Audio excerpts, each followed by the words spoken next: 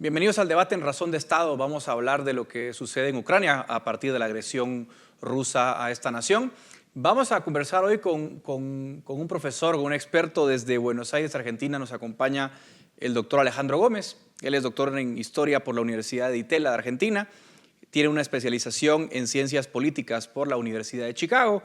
Es máster en Economía y Administración de Empresas por el ESIADE de Argentina y es profesor de Historia Económica en la UCEMA y también es profesor visitante en la Universidad Francisco Marroquín de Guatemala. Doctor, bienvenido y muchas gracias por acompañarnos en Razón de Estado. Hola, Paul, gracias por la invitación. Entro directo porque veo que te ha entrevistado la prensa de Cataluña y te hacían una pregunta muy directa respecto a este conflicto y te preguntaban si esto podía desencadenar algo así como una tercera guerra mundial y respondiste: depende de la reacción de Occidente. ¿Podrías comentarnos un poco qué ves que está pasando? Sí, digamos, en la entrevista que era un poco más amplia, me preguntaban sobre la perspectiva histórica de este conflicto y haciendo ahí una comparación, una analogía, bueno, se habla de la Segunda Guerra y si podría ser este el caso de una tercera guerra. Ojalá que no. Y eso depende, digo yo, de la reacción de Occidente, que hasta la fecha lo que vemos es que está actuando relativamente pronto, no está dejando que los sucesos se desarrollen demasiado, si bien lo que vemos es una tragedia. Entonces, puede estar dando un mensaje muy claro a Putin: no sigas por ahí porque vamos a intervenir, ¿no? Yo comparaba en años anteriores, se los dejaba hacer a los dictadores de turno y después entonces cuando se quería revertir, ahí sí no quedaba otra que un conflicto bélico muy grande.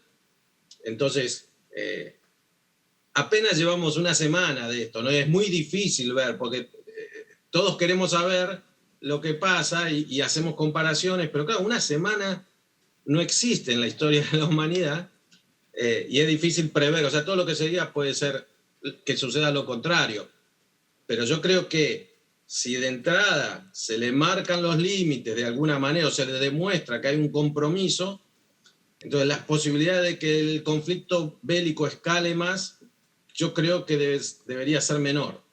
Eso me parece muy apropiado, ¿no? Poner mesura y poner en perspectiva el conflicto. Como bien lo decís, lleva apenas una semana, hacer predicciones es muy complicado, pero quisiera preguntarte sobre la reacción de las naciones occidentales, porque yo creo que, y aquí un poco la pregunta es si a Putin le falló el cálculo, ¿no? Lo que se veía era una Unión Europea muy dividida, un Occidente teóricamente muy débil, y lo que hemos visto es que Occidente reaccionó rápidamente con sanciones económicas. Se dice fácil, profesor, pero estamos hablando de que se congelaron los activos del Banco Central ruso, estamos hablando que se suspendió el Nord Stream 2, estamos hablando que Suiza rompe su histórica neutralidad y se suma a las sanciones económicas, se cierra el espacio aéreo europeo y americano. Es decir, la batería de sanciones que le han puesto a Rusia es histórica. ¿Es una respuesta a la altura del conflicto? ¿Es algo que Putin no esperaba? ¿Cuál es tu perspectiva? Yo creo que es algo que Putin no esperaba y otra vez esto vuelve a ser parte de algo nuevo. Este es un mundo nuevo. Nosotros, sobre todo los historiadores, muchas veces nos gusta comparar con la Segunda Guerra, con la Primera Guerra, pero esto es un mundo nuevo. Todo eso que vos acabas de mencionar no se podía hacer en 1940, porque directamente había cosas que no existían u otras que existían, como el sistema financiero, etcétera, demoraba mucho tiempo en implementarse y aparte el mundo y sobre todo las personas comunes. Acá creo yo que gran parte de estas sanciones van a afectar a Putin y eventualmente más por el daño que causan adentro de Rusia, y ni que hablar a los mega multimillonarios que son cercanos al régimen, pero sobre todo para las personas comunes, porque a nosotros quizás esto que voy a decir parecería trivial, ¿viste? Pero que te corten Facebook, Instagram, TikTok o que no te dejen bajar aplicaciones o que tu teléfono Apple deje de funcionar, es algo que afecta a muchas personas en Rusia, que pueden empezar a molestar, o al revés, que todas estas mismas plataformas estén dando una información que tradicionalmente antes ninguno la podía ver, ¿no? Entonces yo creo que por ser que va una semana y cuando uno mira otros conflictos, estas instituciones multinacionales se tomaban semanas o meses en tomar una decisión y ahora lo hicieron en 10 días, ¿no? Entonces, creo que hasta donde es viable la reacción de Occidente fue mucho más rápida de lo esperado. No solo para Putin, sino para muchos de nosotros que estamos mirando. Claro, mencionabas algo en la entrevista a la prensa catalana que me llamó la atención, que yo creo que es algo que se está discutiendo ahora, ¿no? Es un poco la ventaja, entre comillas, que tienen las autocracias porque pueden tomar decisiones mucho más rápido que las democracias, ¿no? Es decir, Putin dice el Estado soy yo, toma las decisiones, lo hace de una forma mucho más rápida que las democracias occidentales. La pregunta es si estas sanciones pueden hacer que los aliados hipotéticos de Putin, es decir, la oligarquía que le apoya, se dé la vuelta, o tú ves que Rusia va a reaccionar también en política doméstica con una represión brutal y va a ser capaz de aplacar el malestar interior y no le va a hacer cosquillas lo que está pasando. Bueno, yo no sé lo que puede pasar adentro de Rusia porque no es mi campo de conocimiento, pero sí que lo que yo marcaba es esta diferencia que tienen las democracias occidentales a la hora de entrar en una guerra, se toman mucho más tiempo que las autocracias, porque el autócrata dice, bueno, es hoy el día, y me meto, y va. Inclusive lo vemos a Putin en sus reuniones de gabinete, las que se televisan y se dejan trascender, cómo trata a los ministros que dudan mínimamente. Imagínense lo que no se ve, o lo que no se ve con los periodistas, bueno, lo que no se ve pero que sabemos, los periodistas que han sido asesinados, los opositores encarcelados o los que tuvieron suerte tuvieron que emigrar. ¿Qué va a pasar con los grandes magnates? Bueno, habrá que ver. Ahí estaba viendo yo recién que el dueño del Chelsea Football Club lo puso el equipo en venta, ¿no? Pero que el equipo le debe 2.000 millones de libras esterlinas, que el que lo quiera comprar va a tener que abonar por lo menos esa deuda. Entonces, yo creo que acá hay un punto clave. Las democracias tienen que negociar, y además he escuchado a otros que dicen, bueno, habría que reaccionar más fuerte, que manden tropas. Bueno, no es tan fácil eso, no es tan fácil. La gente primero que pide eso porque no sabe lo que es una guerra o la vio por televisión, ¿no? Yo creo que las medidas que se han tomado hasta ahora son mucho más civilizadas que mandar tropas, ¿no? Nadie descarta que eso pueda suceder. Pero tampoco es que Rusia va a poder seguir sosteniéndose con todas las vías económicas cortadas o cercenadas. Entonces, yo creo que Putin probó como hizo en Crimea, se metió y no pasó nada, y dijo, bueno, hago esto y no pasa nada, y se le cortó acá. Me parece que se le está complicando, más allá de todos los desastres que vemos, ¿no? Ahora, decía Angela Merkel que Putin es un hombre con métodos del siglo XIX en pleno siglo XXI. Y un poco lo digo por el ensayo que publica Putin el año pasado, que lo titula algo así como La unidad histórica de Ucrania y Rusia. O sea, él exacerba un nacionalismo, digamos, muy peligroso, y entiendo que de alguna forma esta invasión es muestra de estas aspiraciones imperialistas de Rusia. ¿Realmente Putin qué está buscando con esto? Y digamos, también te pregunto, ¿esperabas ver la reacción que han tenido los ucranianos? Porque han sido ejemplares con esa resistencia que están teniendo. Bueno, en principio lo que busca Putin es reordenar la influencia rusa en el oriente de Europa, ¿no? No digo yo restablecer la Unión Soviética, porque eso ya no existe, pero sí el área de influencia de Rusia tradicional, desde la época de los zares hasta la época de la Unión Soviética y la época de la Guerra Fría.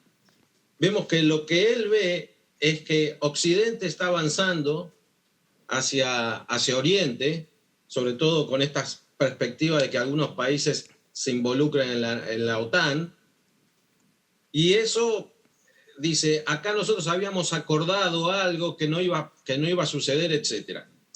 Ahora, una cosa es discutir esto, plantearlo, ver las regiones de influencia, y cuando si nosotros vamos a hacer lo que hace Putin en cada lugar donde se producen situaciones similares, Europa está toda en guerra. O sea, digamos, Claro. España estaría en guerra, Cataluña contra el resto de España, por el norte de Italia contra el sur de Italia, y así en toda Europa. Porque el tema de las nacionalidades es algo muy difícil de definir y de enmarcar dentro de un territorio, de unos límites claves. Ahora, él sí está pensando en esos términos de influencia geopolítica y pensando en términos de la gran nación rusa. Por eso, cuando a veces te preguntan, bueno, ¿y qué comparación se puede hacer con Hitler, que habla de la gran Alemania, de la recuperación del Reich, etcétera? Bueno, hasta ahí se puede hacer una analogía. Después, obviamente, que sus ideas y sus planes son diferentes, pero son dos autócratas que hasta el momento vimos que no tienen problema en usar las armas y destruir ciudades como lo está haciendo ahora mismo. Y eso llama la atención. Una cosa que lo pensaran en 1930 y otra cosa que lo piensen 90 años después. Y lo Ahora, lleven adelante. una incógnita que surge en el tablero es el rol de China, ¿no? Sabemos que China y Rusia tienen buena relación. China, por su parte, ha jugado un rol ambiguo, ¿no? O sea, no ha condenado las acciones de Rusia, pero tampoco ha salido en defensa del Kremlin. Es decir, está jugando un rol ambiguo, ha dicho que quiere ser el mediador de la paz.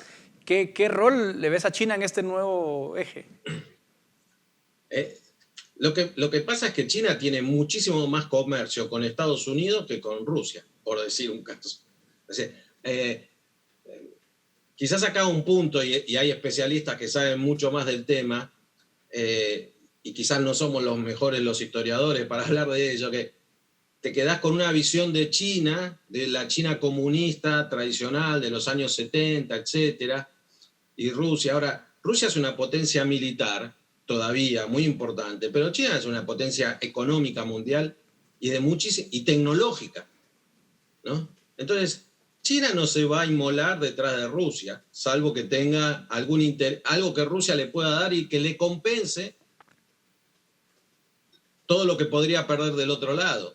Y lo mismo Estados Unidos, tampoco se va a inmolar peleándose con China, porque sus intereses económicos son muchísimo más fuertes que toda la retórica o que se pueda hacer sobre la oposición China a Estados Unidos. Yo creo que a los chinos no les conviene para nada todo este conflicto, ¿no? Y entonces están ahí mirando, ¿no? Porque cualquiera de las dos decisiones que tome pierden algo, pero creo que pierden mucho más si se pelean con Occidente que si se pelean con Rusia. Y por algo no saltaron. Todo el mundo pensaba, bueno, ahora los chinos están mirando y no quieren que se les complique todo su comercio mundial, su economía. Claro. Necesitan de Rusia y necesitan de Occidente.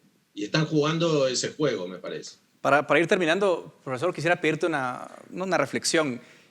Difícil de hacer, ¿no? Pero cuando ves este conflicto en Ucrania, ¿te parece que es una anomalía, es decir, que es una locura de Putin, un hecho aislado, o es un síntoma de que el signo de los tiempos está cambiando y estamos transitando hacia una época, digamos, de conflicto, de cambios grandes? ¿Cuál es obviamente, tu impresión hasta ahora? Mi impresión hasta ahora es que más vale es algo más de Putin, de un personaje, ¿no?, que está queriendo expandir su ámbito de influencia, que ya lo tiene bastante controlado hacia adentro de su país, y como señalabas ahí de Merkel, ¿no?, con una visión del mundo quizás antigua. El mundo hoy es multilateral. Vemos, ¿no?, que quieren cerrar las transmisiones por internet y Elon Musk manda un satélite, le dice, no importa, yo les proveo internet. Es decir, el mundo de la inteligencia artificial, de los trasplantes de órganos artificiales, del hombre yendo a Marte, etcétera, creo que para tener una visión optimista de la cosa, yo creo que son rezagos del mundo que ya pasó, ¿no? Estas reacciones. Tenemos autócratas en la isla de Cuba, en Venezuela, en Corea del Norte, etcétera, pero no lo veo a Maduro tratando de conquistar Colombia y o Panamá, por decir, ¿no? Un caso. No, no van por ahí las cosas, ¿no? Yo creo que por suerte el mundo está enfocado hacia otros lados y todavía hay rezagos de esto, ¿no? Es decir, esa transición que hay entre un mundo que está terminando con líderes que todavía tienen una mentalidad del pasado y un mundo que va hacia el futuro, ¿no? Con otras cuestiones. Al menos eso es lo que yo quiero pensar que va a suceder, porque sería... Y si hubiera una guerra nuclear, como este hombre sugirió en algún momento, creo que la desaparición del mundo sería mucho más rápida que lenta, ¿no? Claro, y en ese tablero, digamos, tú ves a Rusia expandirse más allá de Ucrania, intentar, digamos, molestar a Lituania, porque ha dicho que si Finlandia y Suecia se unen a la OTAN, eso sería un desencadenante. Esos riesgos están ahí. Digamos, están ahí. Hace 3 o 4 años nadie hubiese dicho, bueno, sí, una vez que se quedó en Ucrania, va a invadir ahora, en Crimea va a invadir Ucrania y va a llegar hasta Kiev, va a bombardear. No, eso no lo va a hacer, porque eso es muy arriesgado. Y acá es donde yo vuelvo al punto donde hago la comparación con lo que fue el antecedente de la Segunda Guerra Mundial, porque muchos decían, bueno, esto no lo va a hacer Hitler porque es muy arriesgado. Hizo esto, anexó Austria con el plebiscito, después pidió Checoslovaquia o los Sudetes, parte de Checoslovaquia. Bueno, ahí va a parar.